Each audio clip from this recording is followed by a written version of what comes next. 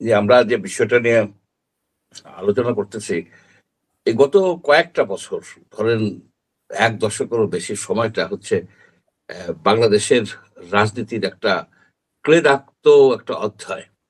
আমরা যাকে করছি যে আ রাষ্ট্রপতি শাহাবুদ্দিন চুপ্পু সাহেবের কথা আমরা বলছি।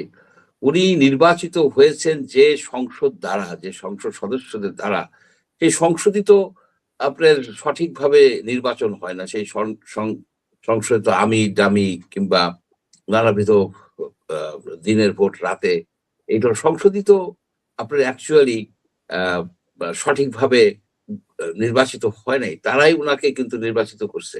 সুতরাং হুম, যে জনগণের যে একটা মানে স্বতঃস্ফূর্ত শ্রদ্ধা, সেই শ্রদ্ধাটা কিন্তু রাষ্ট্রপতির উপরে যায় না, আসে না। এট লিস্ট আমার আসে না। কারণ উনার সম্বন্ধে নানাবিধ কথা ছিল। কিন্তু তারপরেও যেটা হচ্ছে যে আমাদেরকে এটা মেনে নিতে হবে।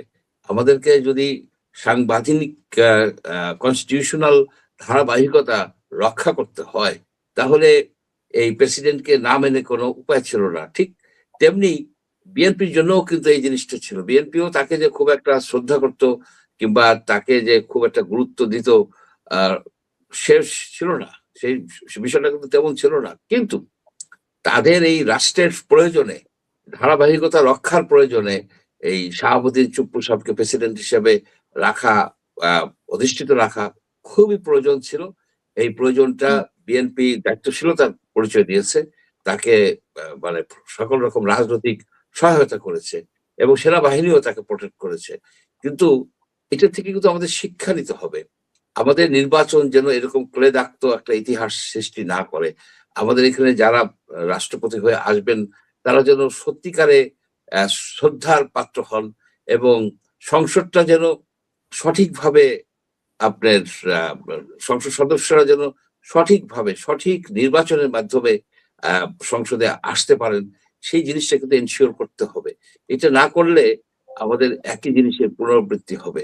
এখন যেটা ইনুস সাহেব করছেন, ইউনুস সাহেব এই রাষ্ট্রপতিকে সম্পূর্ণভাবে ইগনোর করে গেছেন এবং তাকে নানাভাবে হেনস্থা করার চেষ্টা করেছেন।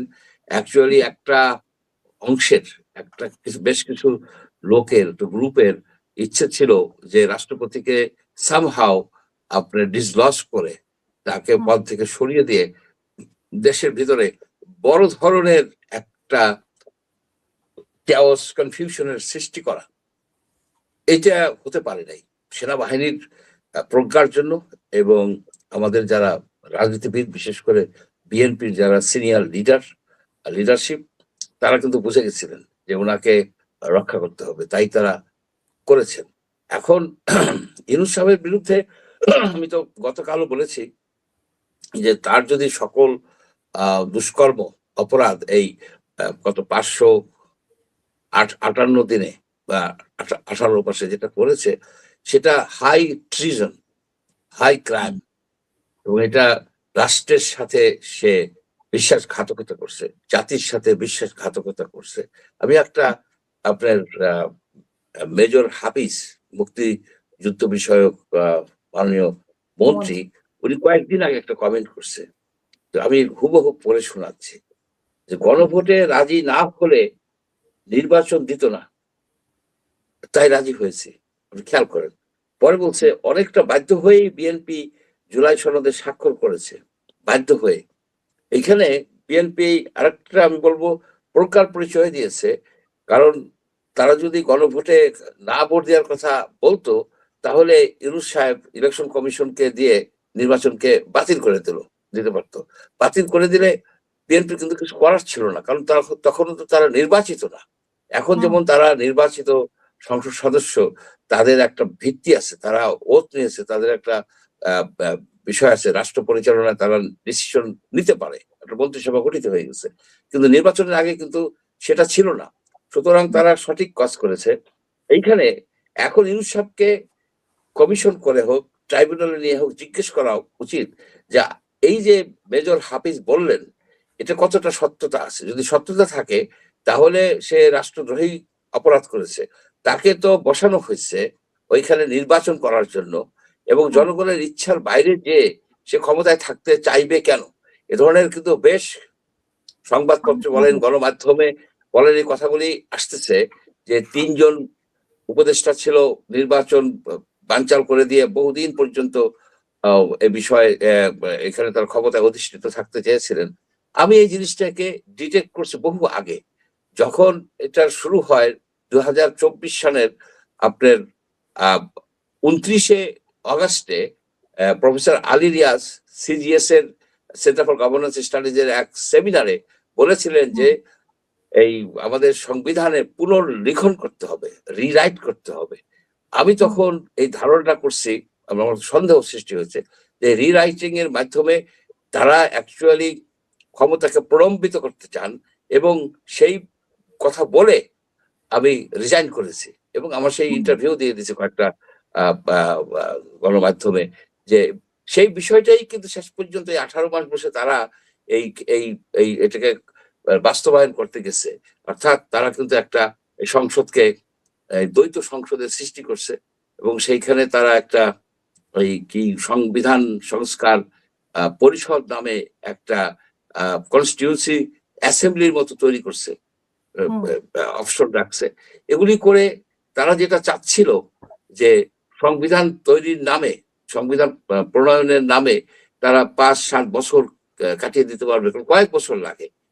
নেপালে 13 বছর লাগছে, পাকিস্তানে বহু বছর লাগছে, এটা সহজ ব্যাপার না। সেটা কিন্তু বানচাল হয়ে গেছে। বিএনপি যে সিগনেচার করে নাই, শপথ নেয় নাই, ইট ওয়াজ এ রাইট ডিসিশন। কারণ এই গণভোটটাই হচ্ছে বেআইনি, এটা কোনো আইনি ভিত্তি নাই, কোনোভাবেই কোনো ভিত্তি নাই। সব লয়াররাই কিন্তু একমত হয়ে বলছেন যে এই গণভোটটার কোনো আইনি ভিত্তি নাই, সুতরাং এটা অবৈধ। এবং এইভাবে যে রাষ্ট্রের সংবিধানের বিরুদ্ধে যে এখানে যে ডক্টর ইউনূস এইসব কাজ করছেন, তাকে তো জবাবদিহিতা করতে হবে। তাছাড়া যেসব ফাইন্যান্সিয়াল ক্রাইম করে গেছে তার এবং তার যে অ্যাসোসিয়েটরা যে ক্রাইম করছে, সেটা তদন্ত হওয়া দরকার। এবং মিনহোয়াইল তারা যেন কেউ বেরিয়ে যেতে না পারেন দেশ থেকে। একজন পালিয়ে গেছেন, একজন খুব সম্ভব 2 জন, তারা এই ইলেকশনের আগেই তারা পালিয়ে গেছেন। একজন ফায়াজ তৈয়ব আর একজন লুৎফে সিদ্দিকী সামথিং। এরা বাকিরা কিন্তু পালাতে পারে নাই, তারা কোথাও যেতে পারছেন না। আমি যতদূর জানতে পারছি যে তারা বাংলাদেশে আটকা আছেন, মানে আটকা মানে দেশ ছাড়তে পারছেন না, এবং ছাড়তে যাওয়া উচিত না। তাদেরকে তদন্তের আওতায় আনা উচিত, এবং তদন্তে যদি প্রমাণিত হয় এসব কাজ তারা করছেন, তাদেরকে স্পেশাল ট্রাইব্যুনালে ট্রাই করা উচিত। এই কারণে ভবিষ্যতে যেন এই ধরনের চিন্তা ভাবনা মানুষের মধ্যে না আসে যে আমি ক্ষমতা যে আর ক্ষমতা ছাড়বো না। তো